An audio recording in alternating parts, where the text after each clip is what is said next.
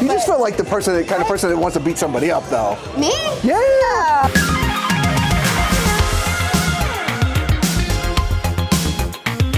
Hey guys, welcome back to another interview here on Tone and Entertainment. Today we're at Turnbuckle Championship Wrestling, and I'm joined by Ragan Teal. How you doing, Ragan? I'm good, how are you? I'm doing fantastic. Turnbuckle Championship Wrestling. No. My second week in a row, seeing you in action, Really? kicking That's some. only second week? Yes, I just moved to Georgia 2 weeks ago, Really? Well, and I'm welcome making to stuff Georgia. happen. Yes. Yes, I'm so glad you got to come to Georgia. Now you get to see us all the time. Exactly. Okay, so for people who haven't been to a Turnbuckle Championship Wrestling show, what are they missing out on? A lot. There's a lot. Like tonight, there was a lot going on. We had a lot of fun tonight, a lot of good matches.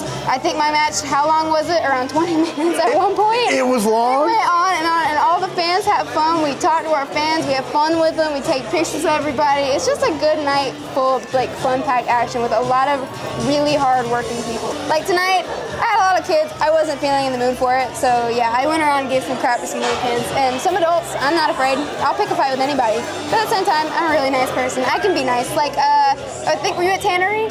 Yes, I was at Tannery.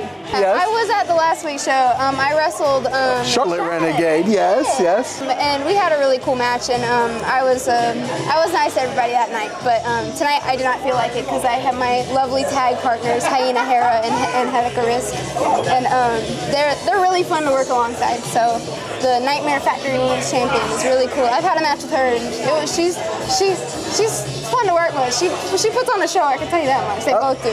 Yeah, I was gonna say last week in Buford, you had the crowd cheering for you. They were all behind you. For some reason, every time we go to Buford and Tannery Ale House, people like me for some reason. Like all the VIPs like me for some reason. I don't know why, but they like me, and I'm here for it. I won't lie to you. So yeah, as much as I can get people screw my name, hey, I'm here for it. Okay, let's talk a little bit about your professional wrestling journey and why it began in the first place. Why? Gosh, I have been a professional wrestling fan for a really long time. I don't have any family members that did it or anything like that. I'm not like one of those people. Like I wish. You just feel like the kind of person that wants to beat somebody up, though. Me?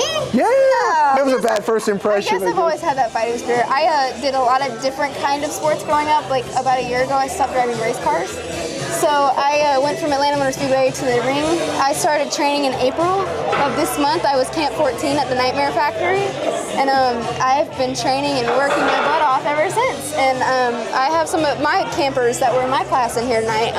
He's over there, there's one over there, there's a few all around. They're all around here. They all trained hard with me, and this current camp is working really hard and with the Nightmare Factory, and they're doing a really good job with everybody there. Everybody's working hard. I mean, that's their whole thing, is do the work, and that's what we're doing. I kind of just watched it throughout my childhood, I guess, and that's where I ended up. I got some things aligned where I got to do it, and I am more than blessed and grateful that I got to even do it. So okay. Here I am. Let's talk about racing cars. Oh, God. When did you decide to kind of, put it up on all fours? I did it. I drove two different kinds of cars, and I don't bring it up as often anymore. But now I've kind of been okay to bring it up because it was a lot at once. And my grandpa raced late models when he was younger, so he had I don't remember what kind of late model, but he drove a late model in Linear Raceway over kind of, I don't know, somewhere that direction, somewhere this direction. That way. And he raced for a very long time in a late model, and he drove the number 26. And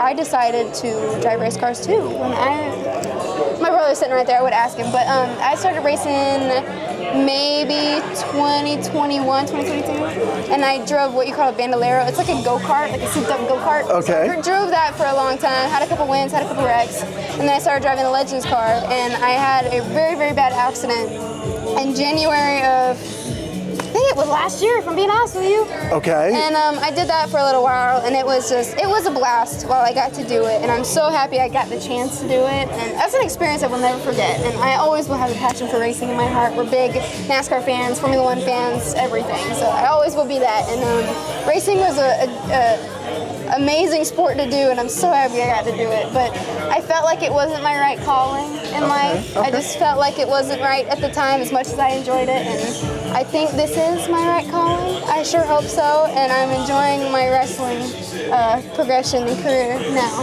So I was gonna say that's the one thing we can't have no regrets, right? no, you can't have regrets. I don't ever regret driving race cars. I loved it so much while I did it, and that's great. Sometimes you love something while you do it, and then eventually you change your mind, and you change your mind, and that's what I did. And I'm so happy I get to stand here now with you. Well, you're kicking butt in the ring.